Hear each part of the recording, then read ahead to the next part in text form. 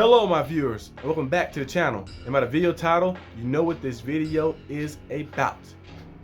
My top 10 favorite horror movies of all time. My favorite horror movies of all time. My top 10 favorite horror movies ever. So on this video, I'm gonna be listing my top 10 favorite horror movies. So sit back and relax and enjoy the show. Without further ado, hit the intro.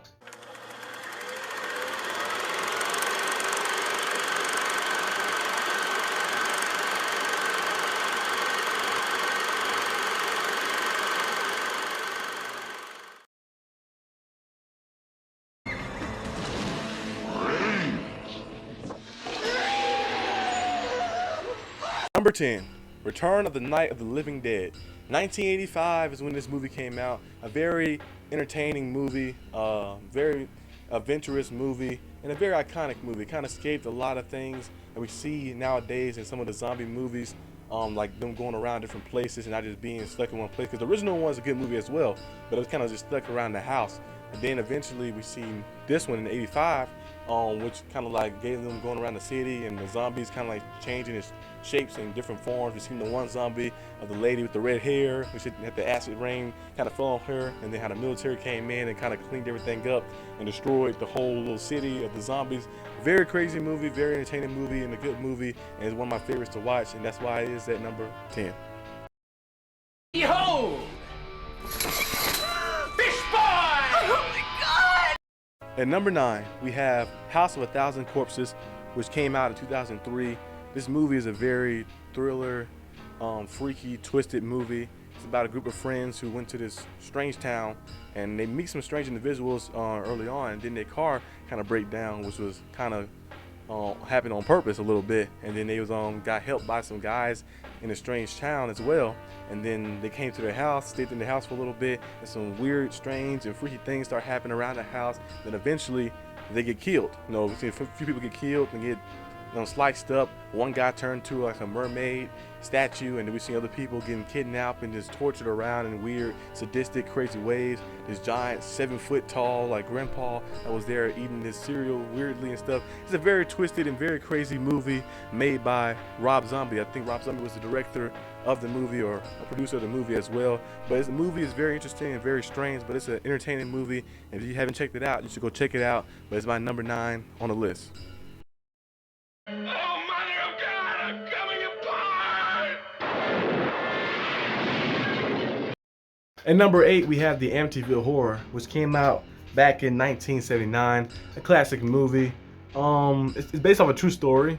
I don't know, the real person that had the story and told the story about his house being like haunted. He said he's seeing like green ooze come out the wall and hearing sounds and having these crazy dreams and all crazy mayhem that happened around the house.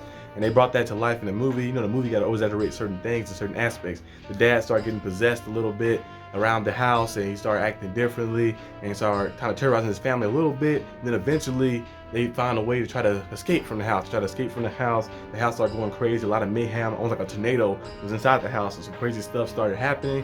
And then they found a way to get away from the house and the home. And overall, the movie's a pretty good movie. One of my favorite movies to watch. I've seen it many times before, and that's why it's here on my list at number 8. Are you there?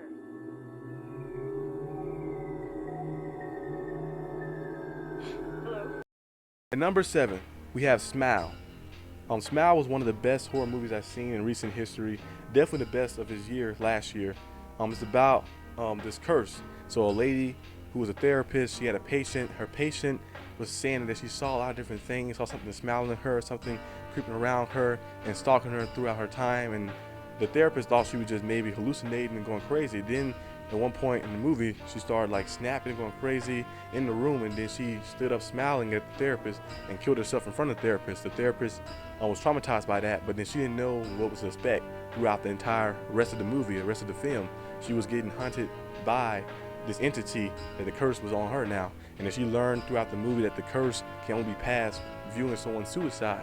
And she tried different ways to try to get rid of that curse, and she just couldn't build the courage up to do anything drastically. She saw one dude who was alive from surviving from the curse and he was still alive, but he did it in a way he had to murder someone and someone else saw it and passed on, but he spent his rest of his life in jail though, but he won't be cursed anymore. But she couldn't muster up enough courage or enough like darkness to do that, so she tried different ways and different remedies, tried to take out the entity as well, and it did not work. In the end, it's like a false little twist, a false thrill, false finish in the end, and then the movie turned out to be amazing because it gave a false finish. Because you usually think that the protagonist is going to be the one to survive, but this time the protagonist didn't survive, and the protagonist was the one who kind of perished in the end. But it's a very good movie. If you haven't seen it, go see the movie. But this is my number 7 on the list. With the Father and the Holy Spirit. Damien! At number 6, we have The Exorcist, which came out back in 1973, based off of a true story as well. I hope you guys have seen The Exorcist before because it's a very iconic horror movie. But the true story about it, the Roland Doe case about the boy who was possessed, and they did a lot of different remedies, a lot of different preachers and priests. They put him in the psychic ward, thought he was like losing his mind. They put him in different places, and it just didn't work. And then they finally reached out to different priests, who, because the first priest couldn't figure out what's going on. They reached out to the second priest who came out there, who helped the boy and who extracted and did the exorcism, extracted the demon from him and did the exorcism on him. And this movie right here takes that aspect of the real story and make it to their own way. The little girl getting possessed and a lot of the mayhem and the terrorizing she do to her family and all around the house, and the preacher and the priest and all the people that's there trying to help and distract the demon. It's a very crazy movie, very iconic classic movie, and kind of set the tone for a lot of the future paranormal and future like possession movies in the future for the horror film and the horror industry. A nice movie. I hope you guys have seen it because it's very iconic horror movie. You know, the head twisting, the vomit, the vulgar language that the demon had, the look, the distinct look. A lot of people try to copy that. We've seen The Exorcist Believer. It's supposed to be like a sequel to that as well, but it didn't turn out to be real good. It was like all right in between type of movie, but it had that same feel as the original. Sometimes you just can't get that grasp of the original feel sometimes when something is first made and first done.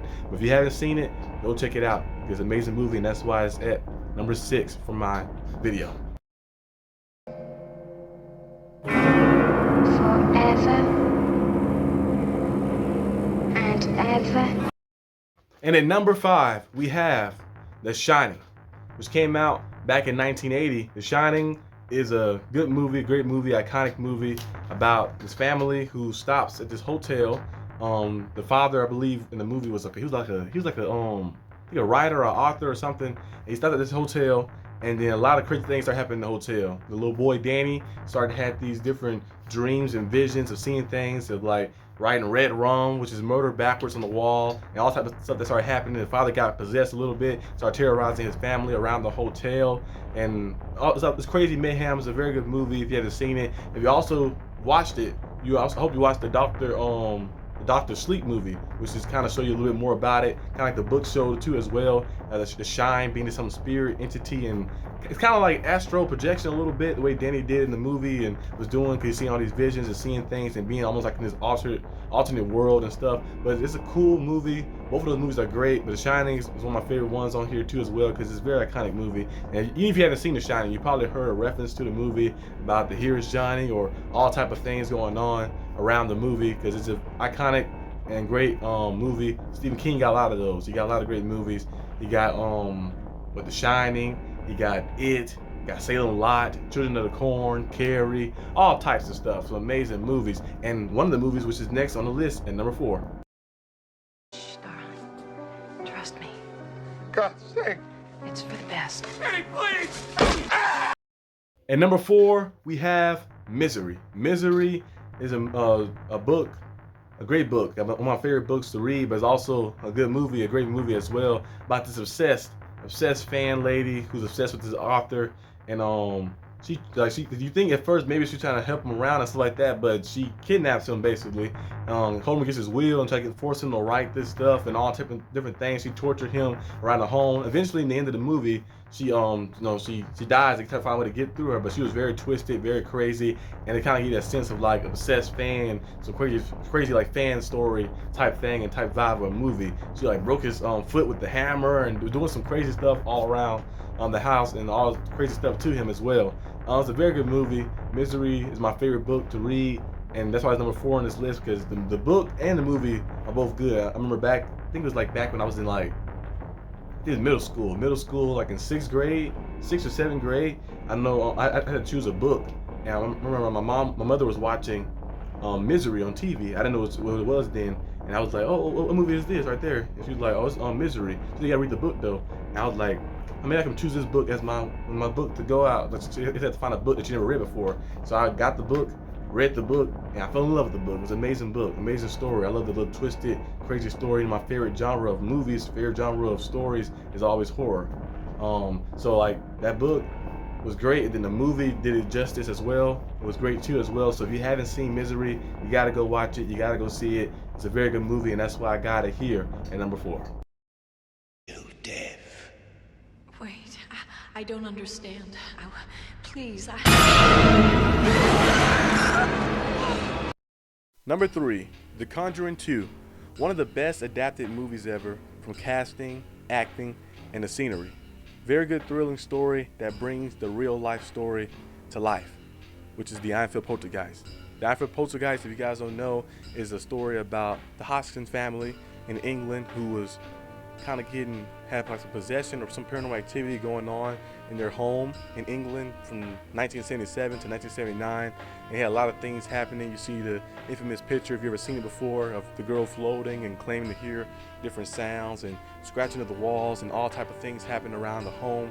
And they also got one clip and one video on, I think it's still on YouTube if I'm not mistaken, of the girl doing some deep voice and said she had like different people in her, different identities in her, and all types of stuff. So that based what the movie is kind of based off of, bringing that to life. And of course it's a horror movie, so going to over-exaggerate some things in certain spots, but it's an amazing movie.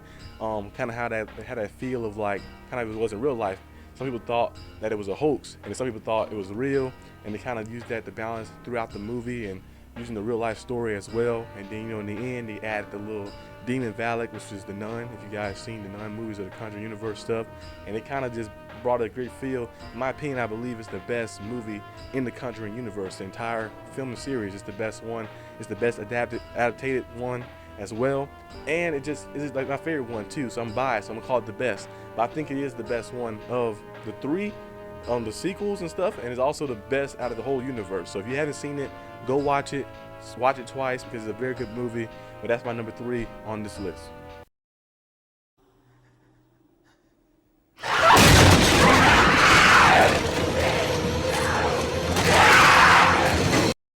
Number 2, Dawn of the Dead, which came out in 2004. They have one of the best and most thrilling and coolest opening scenes with the wife running from her husband after he becomes infected and he's a zombie, and she jumped out the window. Then the way the camera just pans out and showed the mayhem happening through her neighborhood and the mayhem happening through the city. It was just an amazing opening scene, and in my opinion, I think this is the best adapted zombie movie ever. It gives you the real feel of a zombie apocalypse and what would happen. A mall is a place where a lot of people would go because the mall has a lot of resources, but it's kind of like a double sword as well because the mall have a lot of entrances too. So you got the resources, you got the stores, but you also got entrances everywhere where zombies can come and infiltrate in. This gives you that good surreal feel of like a real zombie apocalypse, and it's one of the best ever made, the best zombie movie ever made in my opinion. And I like the way it kind of had a twist at the end as well too when they get to the end of the movie. I don't want to spoil it for anybody who hasn't seen it, but you gotta go see it. You gotta go see it. One of my favorite scenes also is, of course, the scene when he had the bus, the spikes and all the barbed wire on the bus, and just it's just a cool movie. I remember I first watched it. I went to my cousin's house. I used to watch a lot of horror movies over there, but they used to watch Dawn of the Dead all the time. It's an amazing movie, a very good movie. You gotta check it out, and that's why it's number 2 on my list.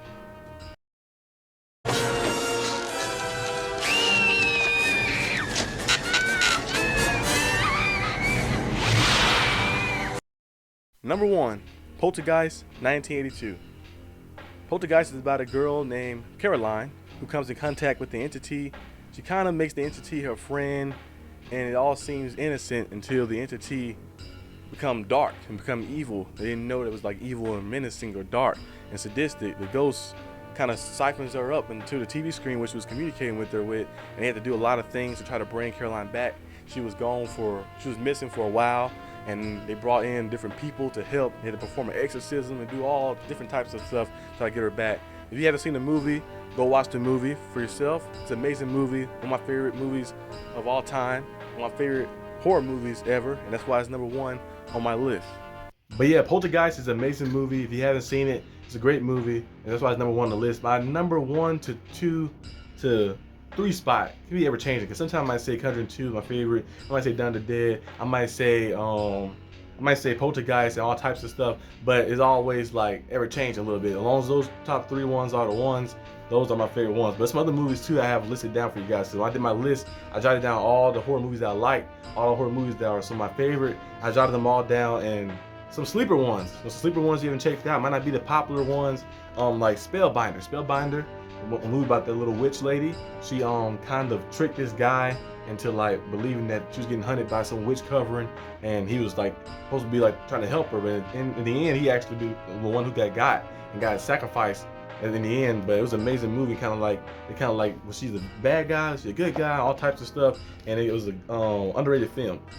13 Ghosts. If you haven't seen that movie, I know some people might have mixed reactions about it, but in my opinion, it was a pretty good movie, a pretty underrated movie as well. About this little experiment thing he was doing, and these different like ghosts in these different rooms and sections of that little glass little home thing he was in, and they had the little special glasses that can see the different guys and different ghosts all around the place, and they had different types of ghosts and different type of entities that was in there. And overall, I think it was a pretty interesting film. Another one, of course, Hellraiser. Hellraiser, I believe, I hope Hellraiser got a lot of stardom, but a lot of people have mentioned Hellraiser a lot. And with some of the big names, but Hellraiser is a pretty solid franchise, pretty good franchise as well. And also Dr. Sleep. Dr. Sleep, like I mentioned before earlier in the video, Dr. Sleep is a nice movie, good movie. The sequel kind of to The Shining as well. Read the book stuff as well too, because the movie is very good movie. I remember I went to the theater, I was like, oh, let me see how it's gonna be. And I watched the movie, I was like, oh, I gotta read the book now. And I went out there and read the book and stuff. It's a good movie, some other movies that may not be they might, I don't know if you guys know about some other movies, like I mentioned Poltergeist in our first one. Some of the movies had like some lore around them being cursed. Like remember that video I made I think last year about the cursed movie sets.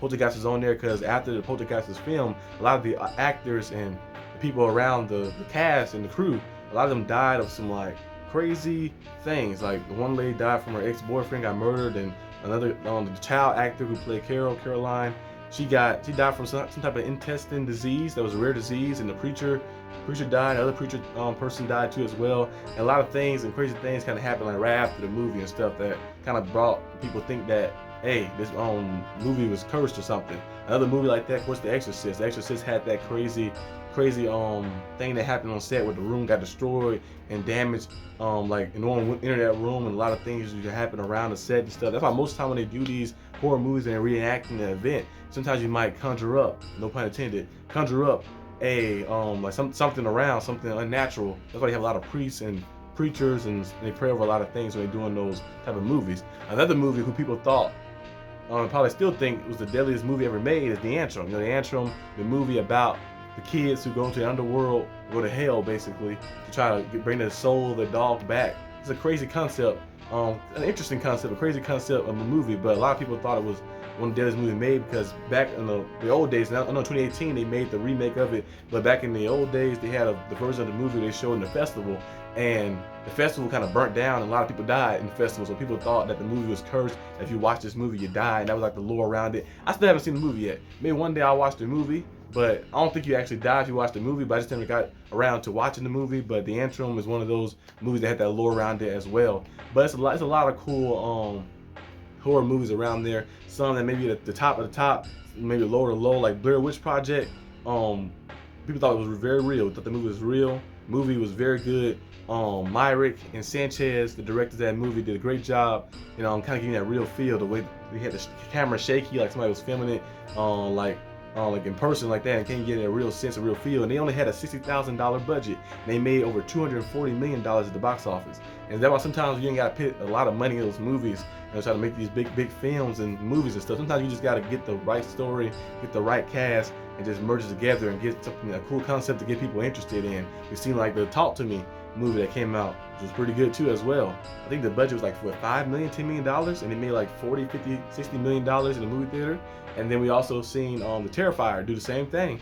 Both Terrifiers, They had like 100,000. I think one of them had like 80,000. One had 100,000. They made millions and millions, 10, 15, 20 million dollars. Like almost like trying to multiply their profits by 10 or 15 in the theaters because the concept was something different and something cool and get that old sense of horror style, the gory style of it. So there's a lot of horror movies around. Let me know in the comment section down below what your favorite horror movies are. And this is the end of this video. Hope you guys enjoyed this video. If you did, leave a like, subscribe for more content, and I'll see you guys next time on the channel.